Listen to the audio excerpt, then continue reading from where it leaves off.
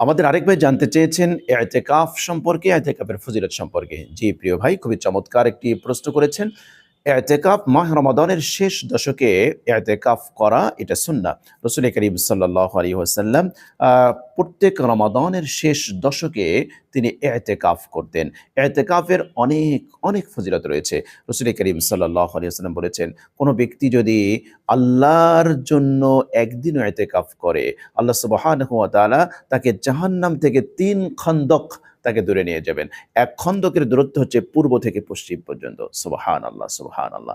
ইতিকাফের সবচেয়ে বড় ফজিলত হচ্ছে ইতিকাফ করলে লাইলাতুল কদর প্রাপ্তির একটা অফুরন্ত সুযোগ চলে আসে। কেননা আপনি শেষ ১০ দিন লাইলাতুল কদর হওয়ার সুযোগ বেশি। সেই সময় আপনি মাসজিদে অবস্থান করছেন। নিঃসন্দেহে আপনি তো কিছু না কিছু নেক আমল, কিছু না কিছু ভালো কাজ অবশ্যই আপনি করবেন। এজন্য আ মাহে রমাদানের শেষ দশকে যাদের সুযোগ হয়, আমরা যেন সুন্নাতে মুআক্কাদায়ে কিফায়া এই ইতিকাফগুলো আমরা করি। হ্যাঁ, কোনো ব্যক্তি যদি ব্যস্ততার কারণে পুরো ১০ দিন ইতিকাফ করতে না পারে, তাহলে সে ব্যক্তির জন্য লাস্ট ৩ দিন, ৪ দিন, ২ দিন, ১ দিন এভাবে কিন্তু ইতিকাফ করার সুযোগ আছে।